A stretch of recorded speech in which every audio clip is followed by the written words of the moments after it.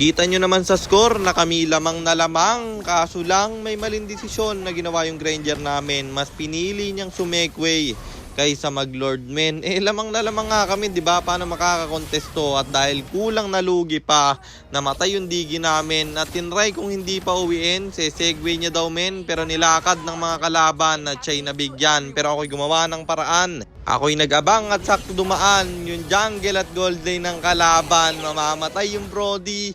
Maghahabol yung Hayabusa. At tingnan nyo dito ginawa niya. Patay yung dalawa. Lord libre tuloy naming nakuha.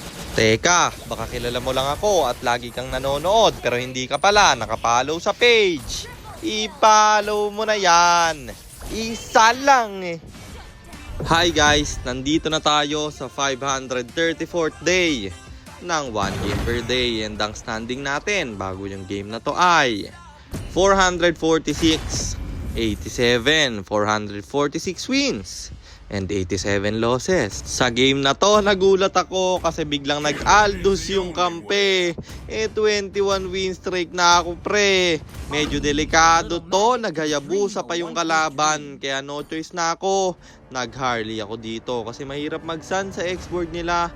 Di pwedeng mag-unggoy tayo. So ayon, nandito na tayo sa pang 500 na 34 na araw ng isang game kada araw. Digmaan na! Ito pababa ang ikot natin at yung Hayabusa gagangsa namin. Pero binitawan ko agad aking ultimate kaya siya'y napa-out. Pitas tuloy yung roamer nila, sabay diretso kami dito sa turtle. At naagawan ko yung tatlo ng harap-harapan. Siyempre manggigigil yung jungle ng kalaban. Kala ko nag-out na siya dito.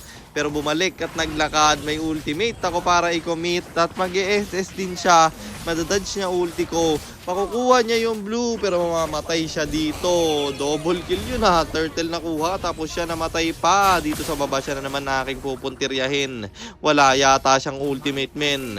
Pulahan yung Hayabusa na barrel ng Granger namin. Natabulin ko yung Johnson dito. Mamamatay roamer nila.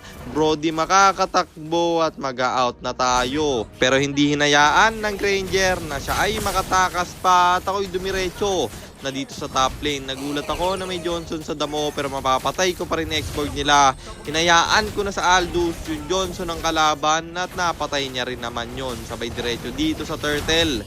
Nakuha ng Hayabusa kasi medyo late na yung pasok ko. Di ko napindot yung retridon. Tapos dito bumabasag sana ako pero yung Johnson nandito na naman. Kaya siya na ang aking binigyan. Ang kulit mo, lagi kang nandun kung nasan ako eh. Sabay basag sa torre sa gitna. Johnson ulit mamamatay. Legendary na yung Granger dito at makakamanyak siya bro. Kaso lang napalalim yata kasi na-shutdown siya sa loob ng torre. Tapos babasag tayo sa baba pre dahil patay patatlo nila. Nung nawala ng minions in-out ko na. Sabay kill sa Johnson nila. Vengeance kanya pang bibitawan pero wala na ring magagawa yan. Natidiretso kami sa Lord dito. Kaso lang yung Granger gusto mag-segway. Pumasok gamit yung ulti at flicker ng X-Borg ng kalaban at mamamatay yung digi namin. Tinry ko siyang pitasin pero mali yata yun kasi may immortality siya. Sabi ng Granger dito wag pa uwiin yung kalaban. Tinry kong hindi pa uwiin pero naglakad sila men. Napatay yung Granger. Buti na lang nagawan ko ng paraan kasi naabangan ko yung Brody pati na yung Hayabusa nila. Hayabusa target ko dito pero nalock sa Brody ng kalaban at buti na lang siya yung unang namatay kasi ang lala ng Hayabusa dito. Dito mama yung Shadow dahil sa Cyclone Eye at napatay silang dalawa. Lord tuloy libre naming makukuha at pwede na namin itong erekta. Mamamatay pa yung nana nila. Isusunod namin yung Johnson. Tatamaan pa talaga ng pana at pati yung XB babagsak. Patay na rin yung Hayabusa. Pati yung Brody nila. Nabuhay na yung nana pero natapos na yung laban. Kaya panalo na naman tayo at ang standing na natin ay 447, 87, 447 wins and 87 losses. At Mythic 13 star na tayo.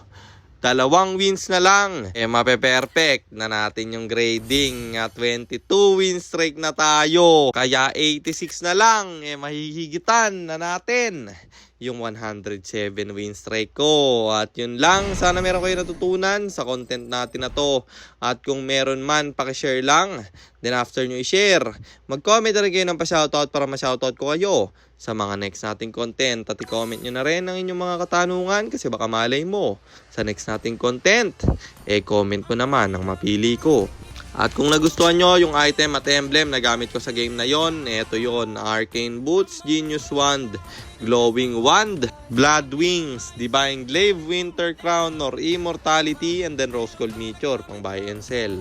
Emblem natin Assassin, talent natin is Thrill, Seasoned Hunter plus Lethal Ignition, at syempre Retribution kasi jungle tayo doon. At para naman sa mga gustong magpapilot ng ML accounts, mag-PM lang kayo, nagre-reply ako. At syempre, may bayad yon. Kahit hanggang anong rank pwede nyo ipapilot, kahit anong hero pwede nyo ipaspam, basta may additional payment pag magpapaspam kayo ng hero.